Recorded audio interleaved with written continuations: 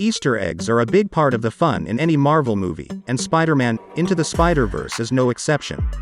There are references to other Spider-Man movies, as well as some nods to the comics.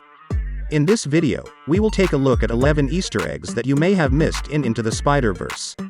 Some are obvious, while others are more subtle. But they're all worth finding. But before that, make sure to subscribe to us for more videos and tap the bell icon to get notified with every new video from us. So let's dive into the video. Number 11. Comic book creators get credit for their work. In Into the Spider-Verse, each new Spider-Person is presented with an introductory montage that summarizes their history and explains how they ended up in Miles' realm. Each hero's cover from a comic book appears at the start of the montages, and the creators of that cover, such as Jason Latour and Robbie Rodriguez for Spider-Gwen and Gerard Way and Jake Wyatt for Penny Parker, are acknowledged. Number 10. Some classic Spider-Man villains pop up in Spidey's lair. Webbing is used to attach a number of images and mug photographs to the wall of Spider Hideout. The images feature several well-known bad guys, such as Hammerhead, Nightwatch, and the Rose. Number 9. Pop culture is weird in Miles's New York City. The creators had a lot of fun incorporating small elements that reveal slight distinctions between the animation world and the real world into their parallel Earth. The fact that Into the Spider-Verse is littered with billboards, posters, and adverts for goods that are just a little bit out of our realm is probably a deliberate play on Marvel's reputation for featuring real celebrities and pop culture in their comic pages. There is a billboard for a movie called Baby Showers that resembles the poster for Bridesmaids during the Times Square sequences. Additionally, there is a commercial with Steph Curry, the NBA MVP and renowned golfer. And the next time you're in Miles NYC, don't pass up the chance to see the Redman Group perform.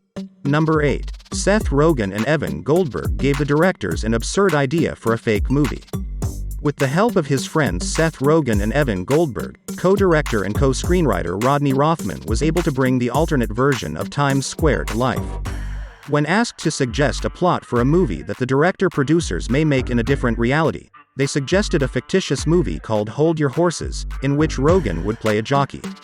All Rothman needed was the idea to create a Hold Your Horses poster, which is prominently displayed in the background when the many spider people enter Miles' imagined vision of New York City. Number 7. Miles's dad has some throwback contacts. It would make sense that Miles Morales' father would be in touch with a more established generation of comic book creators if he had the creators of Ultimate Spider-Man in his phone. Jefferson Davis contacts his brother for any information on his son's whereabouts after Miles disappears from his posh school. Jefferson quickly scrolls past Steve Ditko, the illustrator who co-created Peter Parker with Stan Lee back in 1962, as he browses through his contacts. Number 6. There isn't just one Stan Lee cameo. Animation allowed the creators of Into the Spider-Verse to continue paying homage to the late Stan Lee throughout the entire film, even if he only makes one voice cameo. From photos of subway throngs to onlookers on the sidewalk, Lee frequently appears in the backdrop. According to co-director Bob Persichetti, he appears in several of them if you simply pause. New York is crawling with that guy. He is quite active. One of Lee's most significant cameos may be seen near the movie's conclusion when Miles is swinging between train cars, according to animator Nick Kondo. As Miles runs by, Lee can be seen wiping out of the window of one of the automobiles. Number 5. A recognizable community college student makes a cameo. Miles visits his uncle Aaron early on in the movie. A Community episode is playing on the TV in Aaron's apartment in the distance. It comes from the episode Anthropology 101, where Donald Glover is pictured wearing Spider-Man pajamas. In Spider-Man: Homecoming, Glover played Aaron Davis, and in the animated series Ultimate Spider-Man, he provided Miles Morales' voice. Number 4. Miles Morales has apparently met his makers. Miles pays his uncle Aaron a visit early in the movie. A Community episode is currently playing on the TV at Aaron's apartment. It's specifically from the Anthropology 101 episode, in which Donald Glover is clad in Spider-Man pajamas.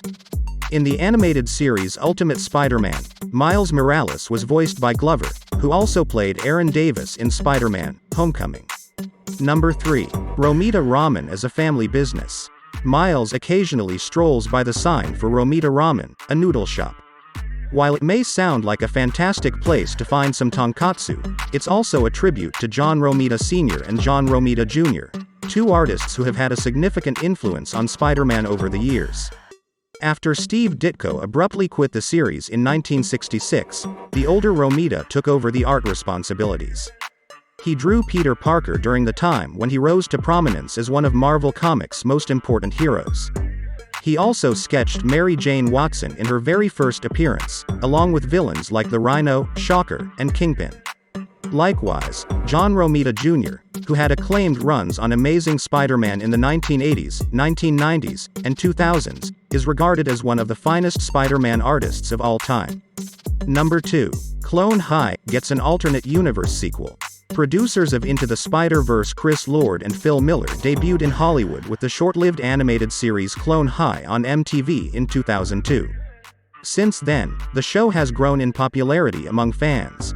Although the original series only lasted for 13 episodes, Lord and Miller took advantage of a sliding doors scenario in their animated world by concealing a clone college advertisement in Miles Times Square.